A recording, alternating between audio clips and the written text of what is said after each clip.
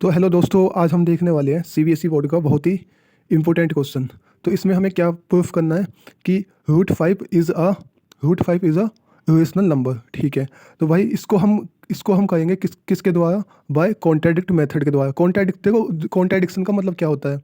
Contradict का मतलब होता है किसी भी चीज़ को अपोजिट एज्यूम करना। ठीक है, जैसे हमें इसको क्या एज्यूम करना है? रेशनल एज्यूम करना है ना, रेशनल प्रूफ करना है। तो हमको इसको क्या एज्यूम करना पड़ेगा? इसको assume under root 5 is a rational number. ठीक है, तो हमने 5 को क्या मान लिया? 5 को क्या माना है?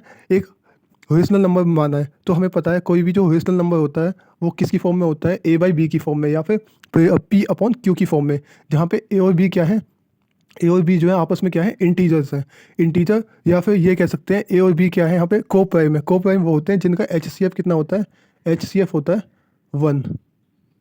HCF कितना होगा उनका? 1 होगा। ठीक है, तो हम इसके साथ हम इस आगे चल। तो ए और बी क्या है यहाँ पे? को प्राइम है, जिनका HCF क्या होगा? HCF होगा 1। मतलब इनका 1 के अलावा कोई भी कॉमन फैक्टर नहीं होगा। ठीक है, अगर इनका 1 के अलावा भी आगे हमें कोई भी अदर फैक्टर मिलता है तो ए और बी क्या हो जाएंगे? को प्राइम नंबर नहीं होंगे। अगर को प्राइम नंबर नहीं होंगे तो हम इसका क्या हो जाएगा? अपोजिट हो जाएगा, जो हमने माना है। ठीक है, तो अब हम क्या करेंगे? दोनों दोनों साइड क्या कर देंगे? स्क्वायर कर देंगे। तो अंडर रूट 5 आ जाएगा, और ए अपॉन बी क्या बन जाएगा? ए स्क्वायर अपॉन बी स्क्वायर। ठीक है, तो बी की अब बी स्क्वायर की मल्टीप्लाई मैं इस साइड कर दूंगा तो क्या आ जाएगा? 5b square equal to a square. तो यहाँ पे देखते हैं भाई डिविजिबिलिटी आर्ग्यूमेंट क्या आएगा। मतलब देखो, ए स्क्वायर की वैल्यू किसके इक्वल आ गई? ए स्क्वायर की वैल्यू आ गई 5b स्क्वायर के। इसका मतलब है जो ए स्क्वायर है ना, जो क्या है? ए स्क्वायर है, वो किसका मल्टीपल है? 5 का मल्टीपल है, क्योंकि 5 यहाँ पे देखो लगा हुआ है। 5 क्या है यहाँ पे लगा हुआ है, तो ए स्क्वायर क्या होगा? कोई 5 का ए स्क्वायर क्या होगा? 5 का मल्टीपल होगा। और हमने यही बात क्या है क्लास 9th में पढ़ी थी। यदि ए स्क्वायर क्या है? डिविजिबल है 5 से, तो इसका मतलब जो सिंगल नंबर ए होगा ना, वो भी 5 से डिविजिबल होगा। तो therefore A is also divisible by 5। ठीक है, यदि ए इज आल्सो डिविजिबल बाय 5 तो ए क्या है? कोई भी, हम क्या मान लेंगे? ए क्या है? कोई भी 5 का मल्टीपल है, मतलब ए इक्वल टू 5 के मान लेंगे। ठीक है, तो इसके बाद हम क्या है? तो भाई इसके बाद हम इसको क्या फर्स्ट मान लेंगे इसको। ठीक है, तो इसके बाद हम आगे चलते हैं।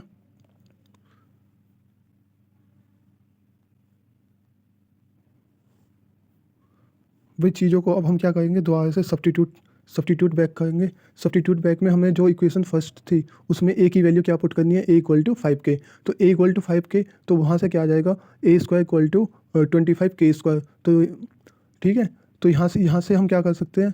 ऐसे ही हम बी की वैल्यू पुट कर सकते हैं। अब यहाँ से हमें पता चल जाएगा कि 5b स्क्वायर किसके इक्वल है? 25 के स्क्वायर के। ठीक है, तो इसी तरह से क्या आ जाएगा? बी स्क्वायर इक्वल टू 5 के स्क्वायर। तो हमने पिछली जो फर्स्ट इक्वेशन थी उसमें क्या पता करा था कि ए स्क्वायर किसके इक्वल है? 5b स्क्वायर के। मतलब a square is a multiple of 5, तो a is also the multiple of 5। तो यहाँ से देखो ये इक्वेशन सेकंड बन गई। तो यहाँ से हम ये कह सकते हैं कि b is also divisible by 5, क्योंकि बी स्क्वायर क्या है? हमेशा आल्सो किससे डिविजिबल है? 5 से। तो इसलिए हम यहाँ पे ये भी कह सकते हैं कि b is also divisible by 5। तो देखो भाई ए का, अभी हम यहाँ से ये कह सकते हैं कि ए जो है किससे डिविजिबल है? 5 से। और बी भी क्या है? बी किससे डिविजिबल है? बी भी 5 से डिविजिबल है। तो इनका एक कॉमन फैक्टर तो 1 था, है ना, और दूसरा कॉमन फैक्टर क्या आ गया? 5। दूसरा क्या आ गया? 5। तो इसलिए हम ये क्या है? आपस में को प्राइम नंबर नहीं है। तो जहाँ पे, तो ये क्या हो जाएगा? इससे हम सीधा कह सकते भाई, इससे हम ये कह सकते हैं कि both a and b are divisible by 5।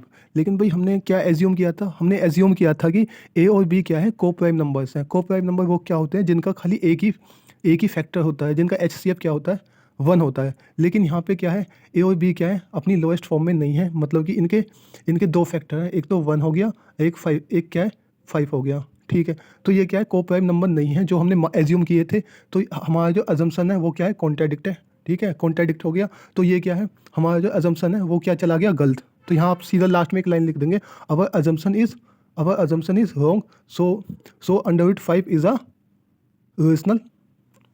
तो आप लास्ट में बोल दे, सीधी लाइन लिख देना कि under root 5 is a rational number, hence prove. तो आपको दोस्तों इसी मेथड के साथ जाना होगा यदि आपको फुल नंबर चाहिए तो।